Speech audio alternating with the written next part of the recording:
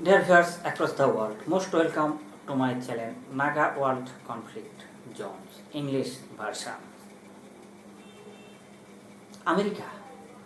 America has reached in Middle East. High-level US visit shed light on new regional policy, especially after having the power by Biden.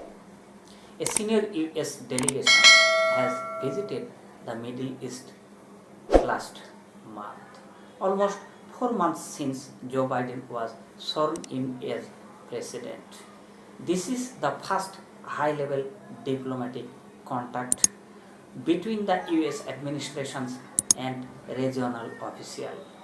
The delegations led by Brett McGurk, the White House National Security Council's Middle East policy coordinators, and State Department Counselor Derek Collette, is discussing a number of important matters related to US national security and ongoing effort toward a de-escalation of tensions in the region, according to a US official quoted by Reuters. The delegation's schedule included visit to Saudi Arabia, the United Arab Emirates, and Egypt. The officials also went to Amman on Monday to meet Jordan's King Abdullah and discussed issues of mutual concern, including maintaining close coordinations between the two countries on bolstering security.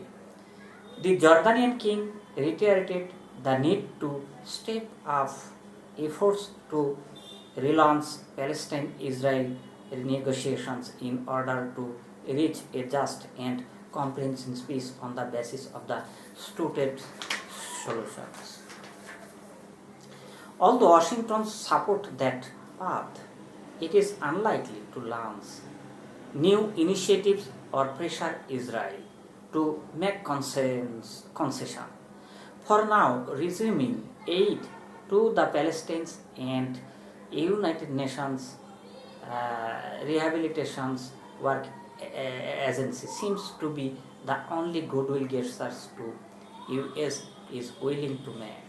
It goes without saying that issues of Iran's nuclear deal and ongoing talk in Vienna aimed at facilitating Washington's returns to the agreement is a key concern in Riyadh and Abu Dhabi. The envoy's Middle East tour takes place as representatives of Iran, China, Russia, and European Union hold a fourth round of negotiations in the Austrian capitals. The US will rejoin talk in the coming week. According to new reports, progress has reportedly been made in this talk, but a final agreement is still far away.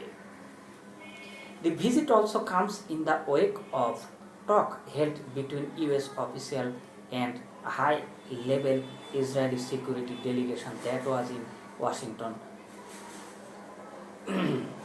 It was reported that Biden met with Israel Mossad chief Yassin Cohen at the White House and told him that US was not close to returning to the Iran nuclear deal. Even then, other US officials reiterated that Washington was committed to rejoining the agreement, while European officials cited mid-June as a possible date for the conclusion of talk. Israel continues to oppose the nuclear agreement and has warned that it will take measures to prevent Iran from developing nuclear weapons. Gulf countries have adopted a similar positions and called on the US to consult with them before reaching a deal with Tehran. They point to Iran's regional meddling and its controversial ballistic missile program and development. Along with these Europeans, they want any new agreement to restrict Tehran's long-range missile activity and its interference in the regional crisis. The contrast between the Biden administration and its predecessors is clear. Under Donald Trump, the US withdrew from the Iran deal and imposed strict sanctions. It worked closely with Israel and its Arab allies to push for bilateral normalization agreement. And it's moved away from the classical two-state solution to the Israel-Palestine conflict.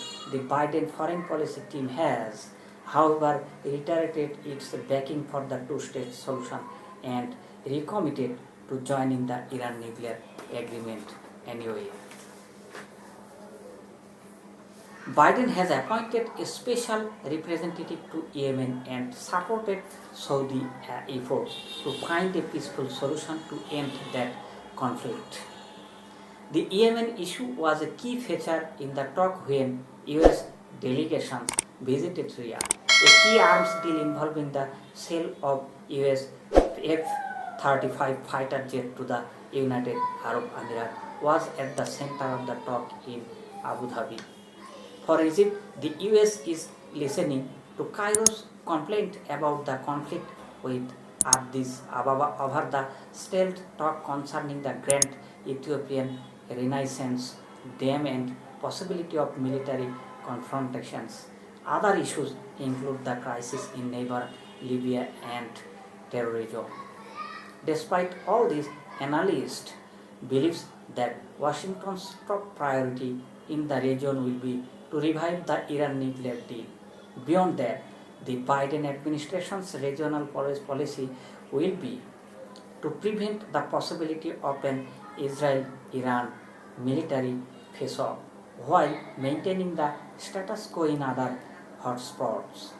For Biden and his team, the real national security challenge comes from China and Russia. The bottom line is that the US is losing interest in the Middle East, but it once prevents Moscow and Beijing from expanding their influence in the region. This is their real point. As unrealistic as the policy is, it has sent signal to the regional leaders. In this context, Saudi Crown Prince Mohammed bin Salman's conciliatory message to Iran in his recent TV interview is a sensible gesture that should be welcomed by Tehran. Iran is a neighboring country. All we ask for is to have a good and distinguished relationships with Iran, he said. We really hope we would overcome Iran's negative behaviors and build a good and positive relationships with Iran that would benefit all parties. One thing Tehran can and should do is support Riyadh's peace initiative for Yemen, which aims to end a catastrophic humanitarian crisis and a conflict in which no side can achieve a conclusive victory. And this is the real point for sending the message to the Middle East by Joe Biden, American president. Osman al-Sharif is a journalist and political commentator based in Amman, credited.